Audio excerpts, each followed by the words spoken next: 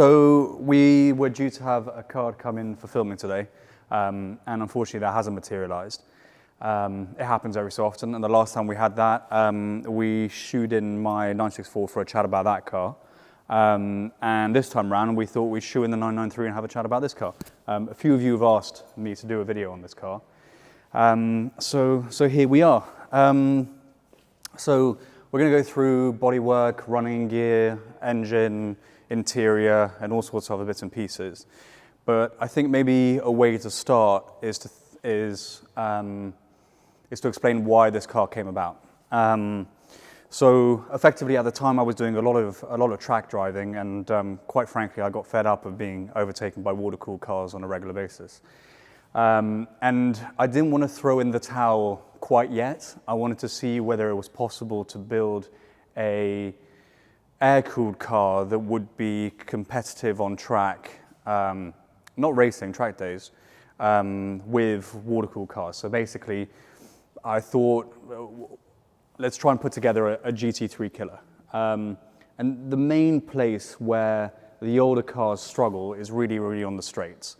That's where the horsepower and torque of the modern cars, what's called, are unrivaled, and where I really struggled. But places like the corners and stuff, it was fine. So circuits like Donington, generally speaking, was okay. But places like Silverstone, where you've got long, big straights, were becoming more and more problematic. So yeah, that's no slight on GT3s. I have huge amounts of respect for them. I think they're awesome cars, and I would love to get hold of a Gen 2 RS at some point. Having said that, actually, nowadays I really don't do much track driving at all, so I think I'd probably be more interested in maybe a touring of some description. Yeah. Anyway, I digress. So I thought it'd be an interesting challenge to build a car, put a car together, be responsible for a car that would be capable of killing GT3s on track. So the obvious place to start with is going to be with the latest evolution of the air-cooled cars, and a car with big power. So what we have here, the base car, is a 993 turbo. Some of the work which I'm about to go through was completed by the previous owner, and then there is a lot of work which was completed under my tenureship. So effectively, yeah, and in my mind, and certainly at the time, 993 turbos weren't as expensive, and it wasn't as sacrilegious to chop one up, to make a car like this, because the values weren't where they were, and they weren't also as rare. And this car had already had the work already done. So someone had already decided to do irreversible modifications. So really I was carrying on the legacy, for want of a better word, but the previous owner had already started with this car. So yeah, and it's what's interesting is that over the years, you know, I'm getting more interested. I do less and less track days. In fact, I can't remember the last time I did one. I think the last time I did one was Donington a couple of years ago now. And I'm more interested in road driving, just because the track driving is awesome fun for sure, but it's quite isolating in a way. There isn't as much camaraderie, I find, as doing like big road trips over long periods of time, with the scenery, the friendships, the quality of the roads, and the attractions from being abroad, the food, the culture, what's called the views, and this, that, the other. So actually, when I do have the limited amount of time that I have free, I was more interested in spending that time actually doing road trips with a great bunch of people, as opposed to doing track days. I feel like, and that changes, you know, it may go back to doing more track driving, but at the moment, that's really where my heart is. So this year, I did a lot of mileage with this car. In fact, I did 6,500 miles, a lot of Alpine passes. I did the German-Italian side with one group of guys, and then Porsche were kind enough to invite me on a trip called Gipfeltreffen, which was a meeting of different, what they call global communities, of which Boxengasse is kindly one of them. And it was just an awesome way to connect with other global communities like us, independent communities like us, and do some amazing driving. And that was more on the French side of the Alps. So I learned a lot about the car over that period of time, because it was the first time I did alpine driving with this car. I had designed this car originally to be a track car, not to be a road car. And because now I'm more interested in road driving, I think there are a lot of things I've learned on that trip that I'd like to apply to this car, so it's more prepared for road driving as opposed to track driving. So yeah, okay. Anyway, enough waffling. Let's get down to the oily bits, or to the modifications made. So the base car is a 993 turbo. The original owner spec'd the engine. So there was a guy called Reinhold, who was the head engine builder at RUF, and he was responsible for the Yellowbird period. And off the back of that success, he started up his own shop called RS Tuning, which built a huge amount of 993 Evo engines that raced in period. And he's really a master when it comes to forced induction and these 993 engines. And so he built for us, for the previous owner, the engine that's in this car. So it's a 3.8 with Marlowe barrels and pistons. There's boat tailing. I'm not doing this in the right order, so forgive me. We'll start at the crankcase. There's boat tailing on the case. It's a blueprint build, shuffle pinning. There's forged Carrillo rods in there, Marlowe barrels and pistons, titanium springs and retainers, high lift cams, brand new heads that were converted and built to Reinhold specifications. So ports enlarged, as well as the exhaust ports. And it's now been converted to twin plug as well. And it's running a Secan intercooler. Secan is a company that made intercoolers for Boeing in period that were in their, I don't think they still make stuff for Boeing, but anyway, they certainly did in period. And they made basically intercoolers for airplane applications. And they did a lot of the original intercoolers on the Evo engines, from what I understand, and Reinhold managed to convince them to do a batch of 25 intercoolers for 993 turbos, taking the 993 turbo intake planning, which is slightly different to the Evo one, from what I understand. And intercoolers are absolutely critical in anything that's forced induction, because you've got a lot of heat built up, and heat soak is the last thing that you want. So really, a really good core is absolutely essential. So yeah, the compression is 8.4, and it's running a pair of 996 hybrid turbos, and they've been converted to have 993 internal wastegates, and we're running just a little bit over a bar of boost with variable boost control. And the car is putting out 800 newton meters of torque and 577 horsepower, so plentiful power to keep up with the modern stuff. And you can see here just how thin the veins, as I call them, are in the intercooler. And this intercooler all takes the factory housing, as you can see here, so it's quite a factory setup. So yeah, I under my tenure, what's called, deleted the air conditioning system in here because I wanted to lose weight. I added a second pair of all coolers at the front, so we have twin ones on both sides. I'm trying to think whether that was already done, actually. But anyway, got rid of the aircon. It's got twin oil rads at the front to keep things cool. And what's it called? I also painted, I had painted the fan that's in here. We did it in yellow car. Looking back on it, my tastes have changed, and actually I think it's horrible, and I wish I'd done it in the classic silver, which turns to like a hearing aid beige over time. It's quite funny, it's interesting actually, when people do restorations of fans, they often think that the color is a hearing aid beige, but actually that's just it wearing over time, which I found out recently through a conversation with John, who's a mechanic who helps with my cars. So yeah, let's have a think. So in terms of more mechanicals, I'm now running a lightweight flywheel and an RS clutch. It's an organic clutch that is capable of taking up to 1,000 newton meters of torque, which the car needs. Because it's a 993, it has got assistance on the clutch pedal, so actually it's pretty light. The controls are pretty easy. So I think that's pretty much it in terms of engine. Actually, the transmission I blew up a while ago. It just went bang and basically tried to throw the diff out the side of it. So the guys at HotRod Porsche did me a reconditioned unit in part exchange. So that went into the car a little while ago, and that's holding together fine now at the moment.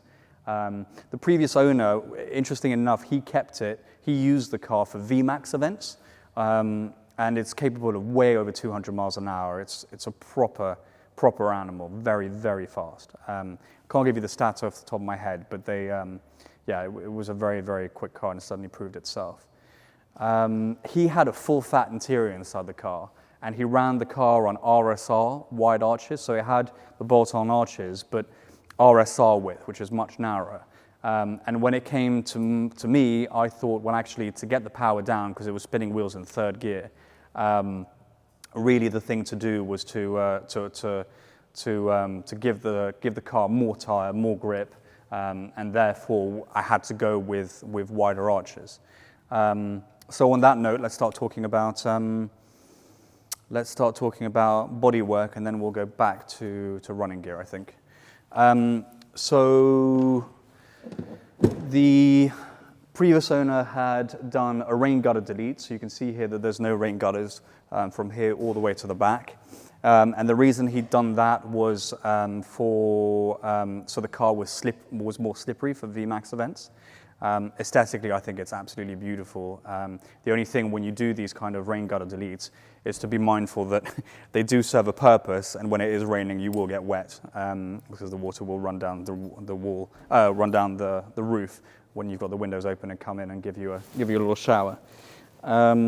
Rain gutter deletes is something that you've got to be really careful of, and someone who really knows what they're doing needs to do the work. And it needs to be done in sections, little by little, because effectively what it is it's 3 pieces of metal which are crimped together. And if you were to do it all in one go, the structure of the car would disappear, would fall apart.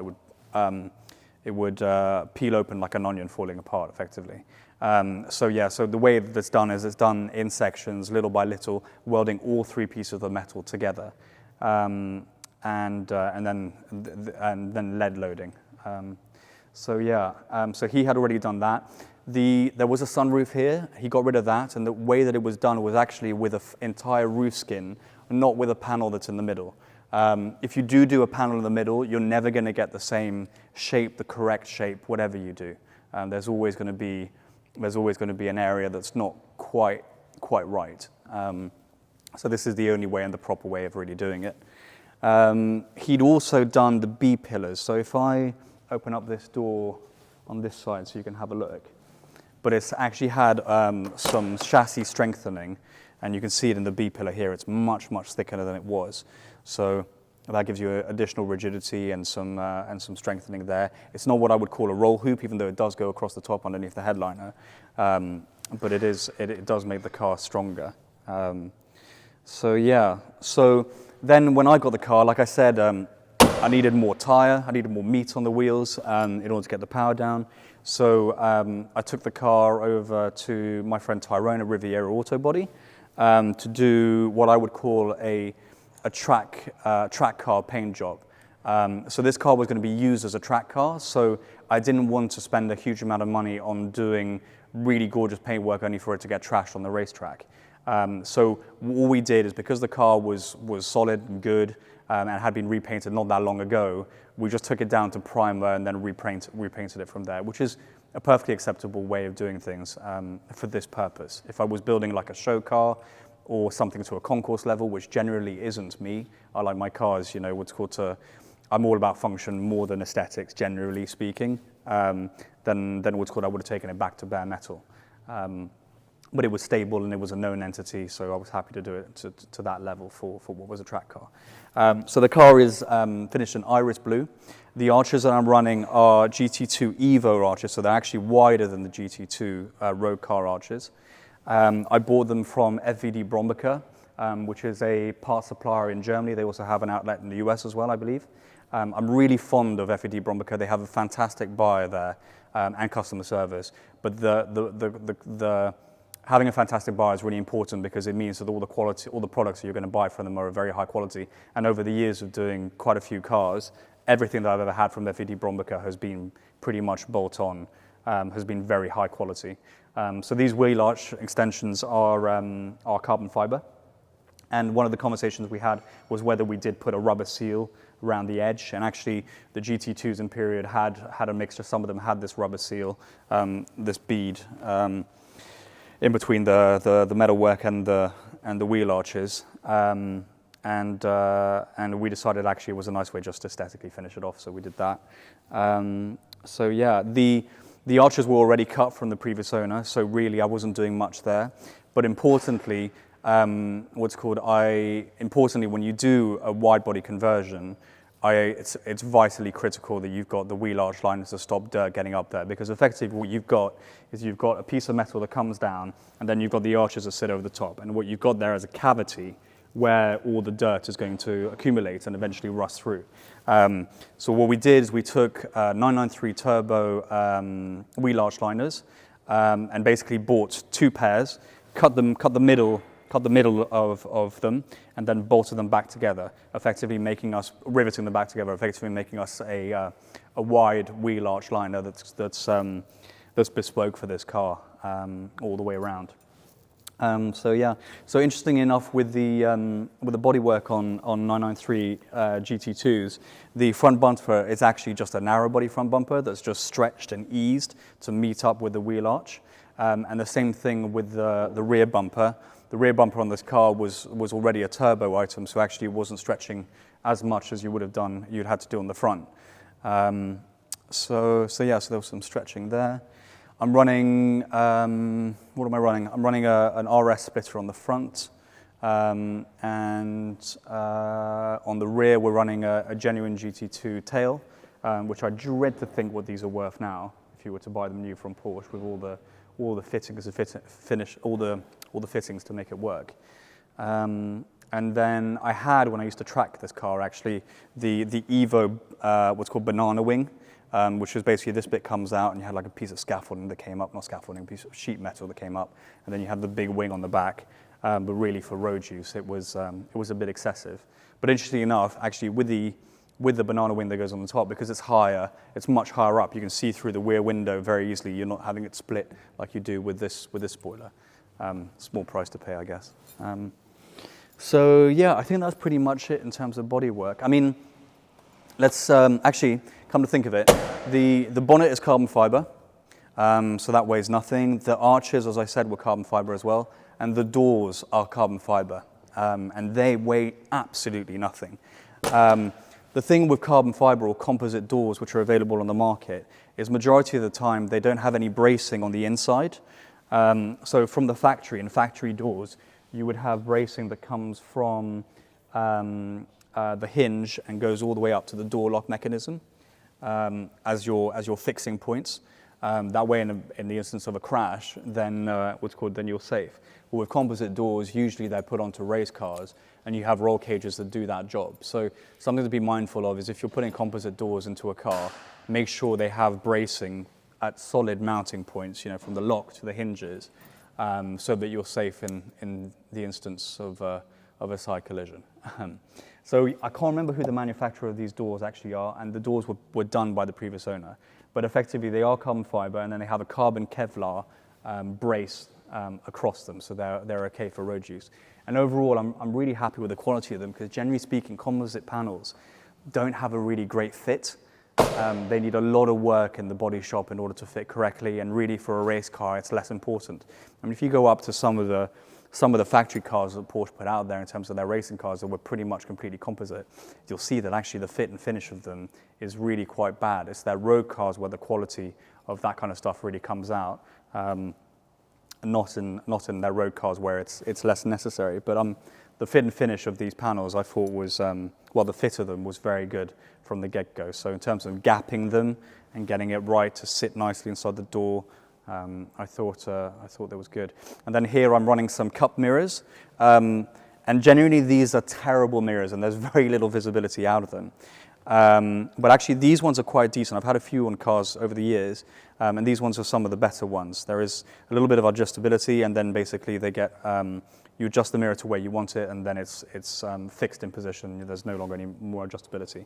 But they're more slipstream, which is always good for a VMAX car, and I guess that's the reason why he chose them, the previous owner at the time. The original mirrors would have been mounted to the doors, which would create more wind resistance. And excuse me, aesthetically, generally speaking, I tend to prefer these ones because it just cleans up the line of the car. It's just a straight line all the way across the car, as opposed to having that interruption of a door mirror in the actual door itself. So yeah, under my tenure, we repainted the car. We did the wide body, we did the GT2 Evo wide arches, but that's pretty much it in terms of bodywork.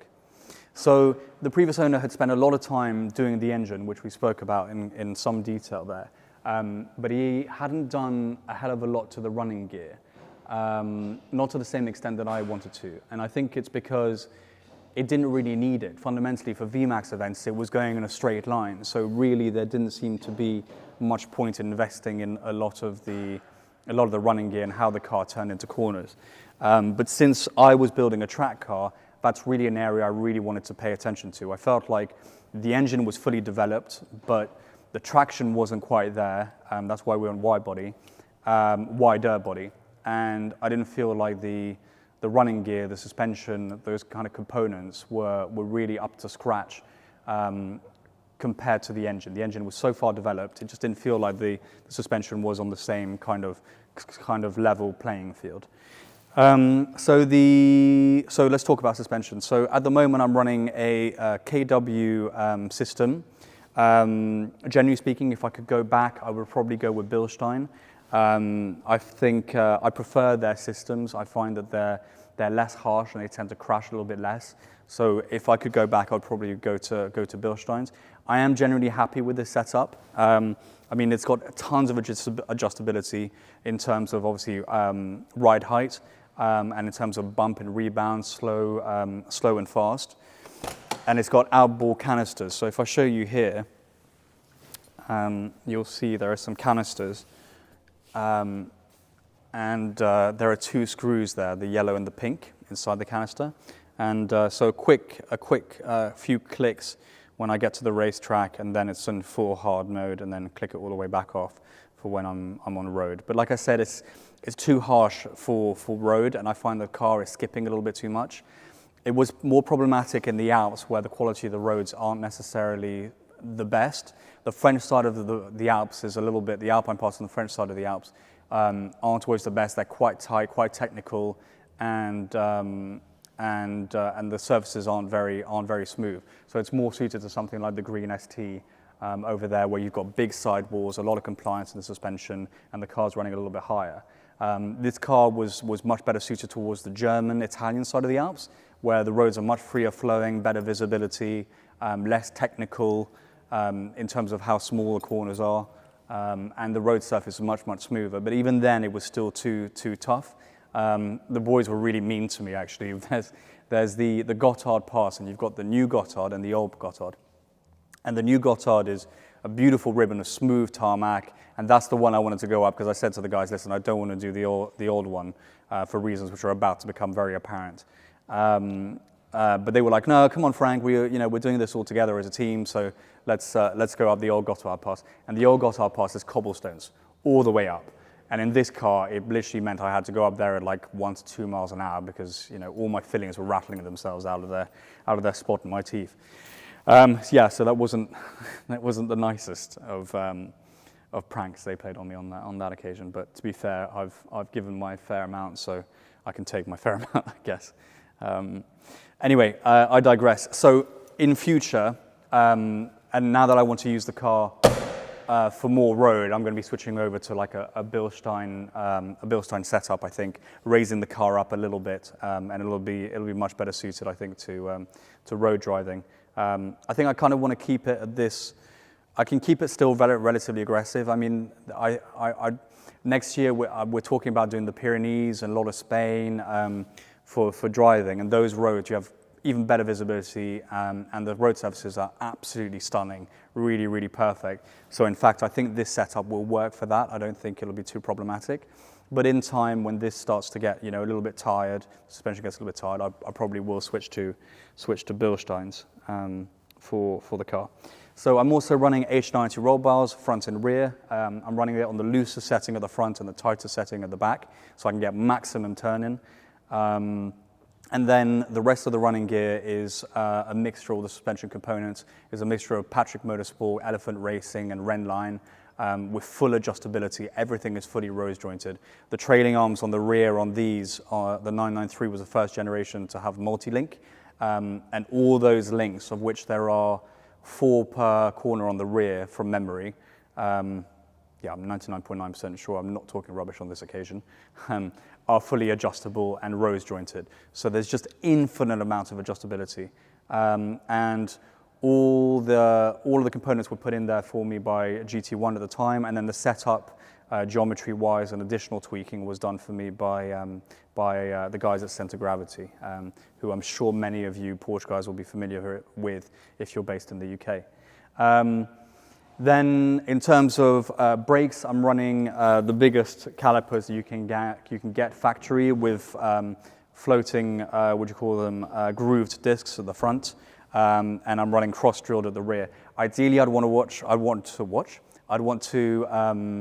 have grooved disc front and rear, just because what's called cross-drilled discs always have cracking, hairline cracking between around the holes, which isn't the end of the world, but it would be nice to have a matching set, but I couldn't find a set for the rear, so here I am. In truth, with the amount of power this car has, really the brakes are the weakest point in the car, and certainly when you're on a track, you go out for like maybe 15-minute sessions, and then you let the car cool down, you come into the pit, you have a coffee, and you take a break. But when you're doing these Alpine tours, you're out on the road for like 8 hours at a time. Yes, you stop every so often, but it's certainly longer stints than 15 hours. It can be 3-4 hours in the morning, then what's called lunch, and another 3-4 hours in the afternoon. So the car is really being put through its paces, having said that in a safe way, because these are public roads. But the car is really being put through its paces and being stress tested.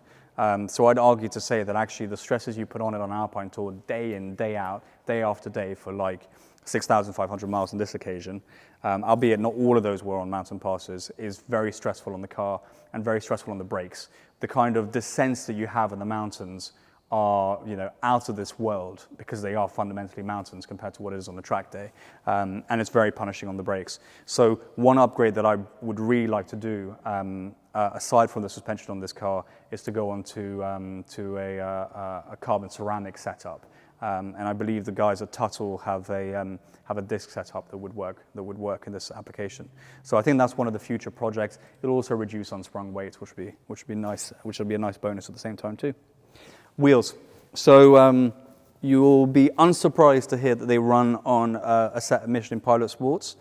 These were kindly supplied to me by Michelin, who've been a sponsor of Megaphonics and will be again for next year as well. That's our annual Porsche event. You can find more about that at boxengasse.com in time. Once tickets do go up for sale, everything will be announced on Instagram. There's my shameless plug done. But yeah, there's no secret as to why we work with Michelin, and it's because we think they are the best out there. Michelin Pilot Sport 4s really are barely a compromise. They work incredibly well in the summer, in dry conditions, incredibly well. They work very well, in wet conditions as well. So they're really a great no compromise all summer, tire really. Even in countries like England where the weather really fluctuates and we do get a hell of a lot of rain. And for something like an Alpine Tour where the weather conditions can change, the very bottom of the pass, it can be very rainy, horrible weather, and then suddenly 5 minutes later you're up at the top of the pass and what's called this blistering sunshine. So a set of Michelin Pilot Sport 4s are really, really where it's at. I think there are obviously Cup 2s which are grippier than these, and I think for an all-out track car that only does track work, that's absolutely fair enough. But for a car that does mixed use, these are no-brainers. especially because the difference in between this and a Cup 2, I mean, you really have to be a very experienced track driver to really warrant having Cup 2s over Michelin Pilot Sport 4s if you're using the car on and off road, so on road and on track. So yeah, wheels. I wanted to run something very iconic. So I'm a big fan of split rim wheels. I think they're super cool. I love the fact that you've got these bolts which are holding them together. There's something very functional aesthetically about them. I think it's an iconic design. So we're running a set of Tramont wheels. So these aren't original speed lines. I was tempted to buy original speed lines, but they are very expensive. And at the end of the day, this isn't this is what I would call a mongrel. So this isn't about, concourse level of perfection. I think if it was, so for this purpose, I went with Tramont wheels, which are more cost effective. It's a company that's based in France, and they were really helpful in speccing the wheels to this car because they were built specifically to fit these wide arches and maximize the amount of rubber that we can put down. I would say they are on the heavier side. So really for a track car, I think a set of BBS, E88s, which are your aluminium versions, and they're scalloped aluminium versions of the BBS E28s, which are magnesium, would be a better fit for this kind of car for track work. But what's it called? But for road use, BBSs, they use aluminium dishes and barrels, and fundamentally that's a softer setup, a softer compound, softer metal than steel. And when you're doing alpine passes and so on, it's very easy to bend, to bend aluminium. On a racetrack, it's billiard table smooth, so you don't really have that issue with aluminium dishes and barrels. But for a road car, I tend to favor steel dishes and barrels. Having said that, I think a lighter wheel setup would do better. There's a lot of inertia there to slow down, just in the weights of the tires alone because they're so big. But yeah, I think a lighter set of wheels would work nicely. I wonder whether it's a case of going with ordering a set of just BBS E88 centers, maybe in like a champagne gold, so it's not too yellow, just something subtle enough. A Wiseac gold, I think they call it as well. And then going to Voodoo Motorsport. There's a guy called Ellie there who does 3-piece rebuild wheels, and asking him to build me up a set with stainless dishes, which will wear better anyway, and won't corrode or oxidize, more precisely, and be better suited to road use. So that's a potential plan for the future. So yeah, it's unsprung weight. It's a lot of mass to get moving and to slow down. And I think the car would benefit from lighter weight wheels. Having said that,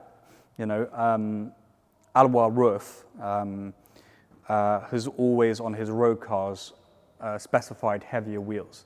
His thinking behind that is that his cars are always road cars, they're not track cars. And actually the additional weight of a heavier wheel on the unsprung mass means that actually it dampens a lot of the imperfections in the road. And I think there is truth to that, to be fair. I can get that. But on this application, I think it'd be a little bit... So the idea being that actually a heavier wheel on a stiffer sprung car evens itself out in the same way that potentially a softer sprung car with lighter weight wheels are, if that makes sense. Yeah. So then let's flip around, I think, to the interior now, really.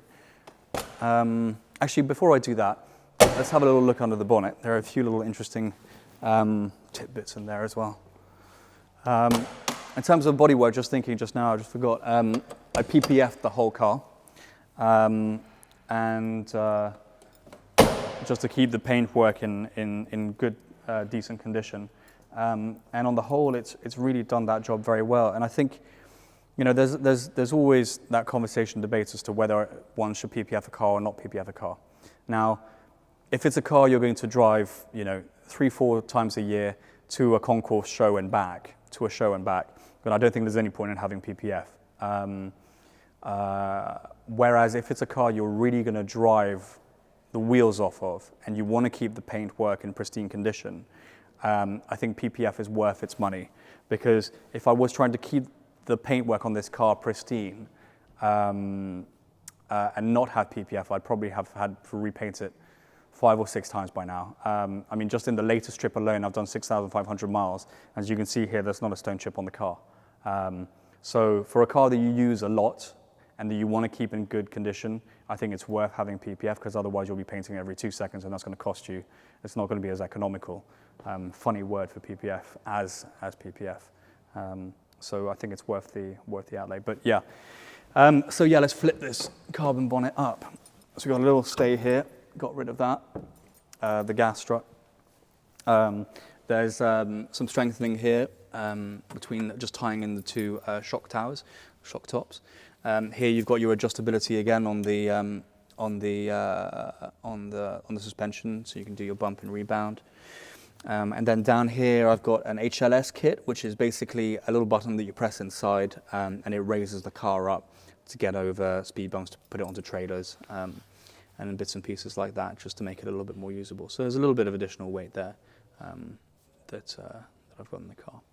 So yeah, that's pretty much it. And here you can see the underside of the carbon fiber. Yeah.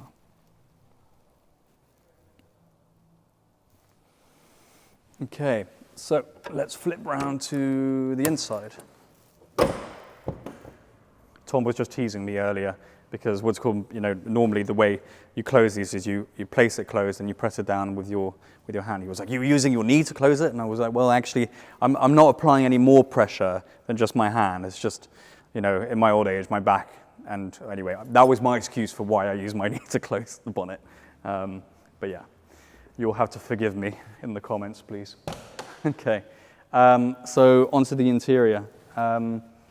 I'll just come around the other side. So as I said, the previous owner had a full fat interior in this car that was in cream, and it looked, to put it politely, horrible, and aesthetically horrible, and on top of that it was heavyweight. So I went about stripping as much weight as I possibly could. And the palette I wanted was just black, purposeful, simple, no colored stitching, just to the point, effectively. So I went with a set of Recaro SPG seats.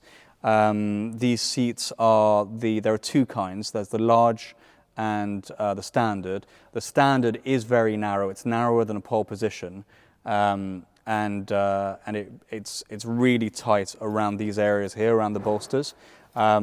It's okay, I can do it, but after long journeys it can get a little bit tight. So actually, if you want the equivalent SPG to a pole position, I would go with a large, which isn't a large, it's just a normal size seat. The standard one is very narrow. Having said that, I will caveat with, say, do your own research, because it has been a while actually since I put these seats. But if it's anything like it was, the equivalent SPG to a Recaro pole position is just the large one, which is actually not a large, it's just a normal bucket. So I had these retrimmed in black leather with perforations down the middle. We did a little Porsche crest in the back of the seat here, because I'm a tart. And we got rid of the rear seats, obviously. Now we've got carpets there. The race harnesses are ready to go for track work, of which I do less now. Carpet set as well. Took out all the soundproofing, so the carpet set is literally just bolted to the ground. There's a little bit of soundproofing, as you can see there, actually on the floor pan of the car, because that's where most of the noise will come through. And actually you can see the floor mat is missing there from the passenger side, because I managed to spill a sticky drink on the carpets, and they need to clean, because life. A friend of mine got me this mount here, which is pretty cool, from Renline, and it basically allows you to put on a drink, and it's literally magnetic. You just pop it in. So that was like the coolest little mod, and a really nice birthday gift. So a big shout out to Mark for that. And Georgia, yeah, I love it. Yeah, it'd be really cool. So we've got a fire extinguisher there as well, and then I did the belts in a navy blue. These were done for me by Quick Fit Seat Belts, who've been doing it since the 1970s. If you're looking for coloured belts for your car, then these guys really know their stuff. It sounds like a simple thing, you know, seat belts, but it's not. It needs to be safe. It needs to be done by a shop that's qualified and so that it actually is correct. The last thing you want to do is buy a set from Alibaba. But yeah, so quick fit seat belts, I highly recommend them if you're looking for seat belts. And I think they even now do ones that have like patterns running through them, like M3 ones or 3 different colors. Anyway, it's worth giving them a shout if you're looking for seat belts and seeing what options they've got. And then, so yeah, redid the dashboard in leather, got rid of the sound system inside the car. So you'll see that the door cards now don't have any speaker grills. And I've got this little Blaupunkt unit that has inbuilt speakers inside it, with the idea being that what's it called, I would still have some music without the additional weight of all the components that come with a proper stereo system. And I was wrong, because the sound quality is awful, and also it's way too quiet for a car that's as loud as this one is, because this one actually, I didn't speak about it, but it has no silencers. It's basically straight through. The only thing that quietens it down, takes the edge off, is the turbochargers themselves. The steering wheel, this is just one I've chucked in here for the time being, because I'm refurbishing the original one. Well, the one I put in it, which is also a Momo Mod 7, but the one that's in it was Alcantara, and just plain black. It didn't have this red. Obviously, this just doesn't look right in this car. Personally, I don't like Alcantara. I just think, you know, what's it called, for a touch point especially, it's the last thing you want, because it's just a sponge for grease and crap. And the only reason I bought one at the time is because there wasn't a leather one available. So I'm finally having it recovered now that it is minging, to use a very British word. So yeah, so that's being done. The car came with some special wishes options, which was the exclusive, which was called, what was it called? I think it was called well, I can't remember the name. Anyway, special wishes option from the factory at the time. So you can see here, it's got a carbon fiber dash around the gauges, and also that. So that was from factory, so that was cool. And then these bits, I believe are aftermarket. I don't think these are actually original to the car. This bit I believe was, as well as this one here. This was a new old stock exclusive handbrake that I found on eBay, which I thought just fitted perfectly with what I had here. I had to change it obviously because the original one was cream, like the whole of the interior in this car. But the funny thing about this is actually this is a left-hand drive one, and you can tell that because the Porsche script is facing the driver. So actually, for a right-hand drive car, this Porsche script should be facing the other way, which I always think is nice. I like the idea that, you know, Porsche's branding is for the driver. It's not a show-off element. So I like the idea that it's orientated towards the driver and not towards the passenger, as much as it isn't in this car, because this is a left-hand drive one. I've got an RS shifter. I just felt that fitted more with the theme of the car inside here. And then here I've got a vac boost gauge, and then over here I've got a little boost gauge, so I can keep an eye on the boost that comes through. So yeah, I got rid of the sun visors, weight loss. Just got rid of the electric windows and went for a simple door card. So we've got manual cranks there, and just little pulls. And you can see there also the handles to close the doors. They are actually 993 items, which is correct for this car. But the point being is that the 964 ones are slightly different in that they don't have the silver insert. You can see there on those door handles. But for some reason, the 964 ones are more expensive from Porsche than the 993 ones. So if you're looking to put some in your 964, I suggest you buy the 993 ones, and actually if you flip them upside down, so the silver is underneath, you can't see that the silver is there, and they look like factory ones. So there's a top tip to save yourself some money. Buy your 993 ones, flip them around, it'll be cheaper than buying the 964 ones. Then I've got a set of Renline pedals. These are fully adjustable. Yeah, and I've got tiny little Mexican feet, so I blame my mum for that one. And as a result, what's called, I wanted to bring the pedals close together and get some adjustability, so I've got a pair of Renline pedals to bring everything together. Thanks, Mum. So yeah, that's pretty much it when it comes to the car. I like stickers. I have this stupid idea that every sticker is is another 50 horsepower, so you can see this has got a bazillion horsepower now. But it's just nice memories. You know, for me, the cars that really get under my skin aren't the low mileage cars that sit in the corner of the garage gathering dust, the rare stuff and so on. It's really stuff like this that isn't rare that I'm able to turn into something that really is my own and really represents what driving means to me personally. So this is a very personal car to me because of the amount of work and thought and attention that's gone into it. And because it's not rare and because it's not low mileage, it means that I can drive it to the ends of the earth and create amazing memories and do 6,500 miles like I did this year. Don't get me wrong, I was shattered by the end of it, and the car took its toll on me. But I took the toll on the car as well. The car definitely needs a lot of TLC, which we'll be getting on with over the winter. But you know, what's called, a car you can create memories for me is always going to be the one that really pulls on my heartstrings. And all these stickers are just memories of just amazing mountain passes with incredible people. So yeah, the way that the car drives is just briefly is ballistic. It's telepathic. You see a corner, and before you know it, you're there. And when you're driving, you're always looking through a corner into the next one. There couldn't be more so in this car. Things just happen at a blistering pace. They really, really do. You have to reprogram your brain when you're driving other things day to day, what's called all slower Porsches, to the pace at which things really happen in this car. Just endless amount of torque and a lot of power. And the wonderful thing about that is it means that you don't need to be constantly revving the nuts out of the car in order to extract the power that you need when you're going down the road. So doesn't feel like you're constantly having to stress the engine like you do sometimes in NA cars that may not have quite enough power for what you're trying to achieve. And especially in a place like an Alpine Pass where you're going up mountains, you know what's called, that's a lot of weight to push up a mountain, and the air does get thinner.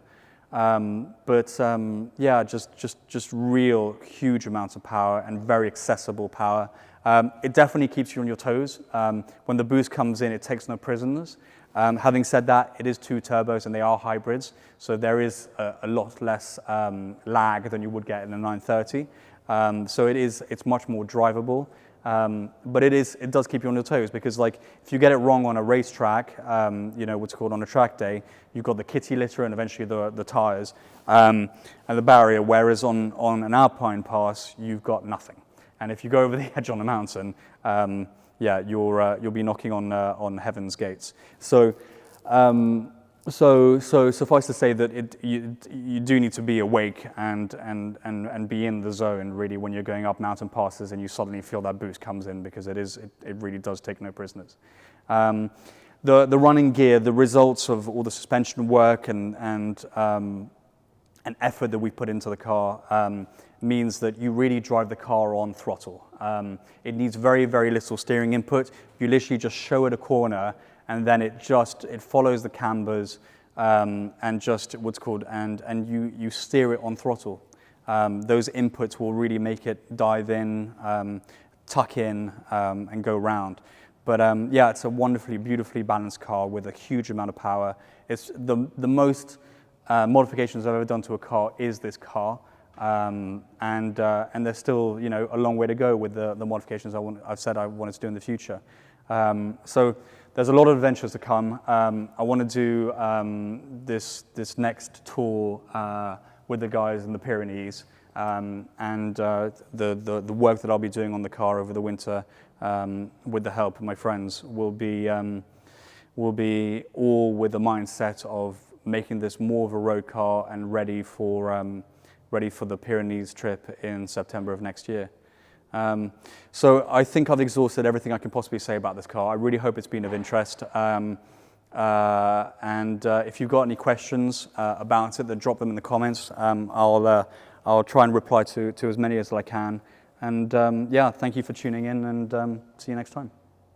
Can we hear it? You want to hear it? Okay, we can do that. Yeah. Hang on. I should put the shutter up. Let's just close that door.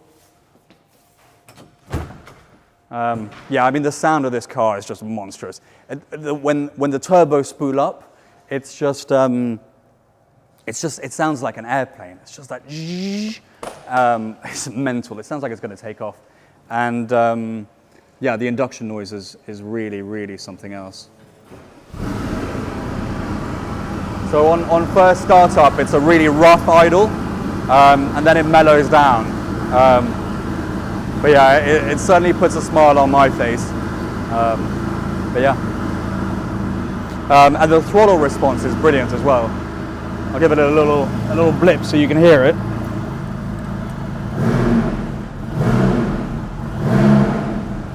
And I won't do more than that because it's a cold engine and a cold start, and that's 1500 RPM. But yeah, thanks for watching, guys.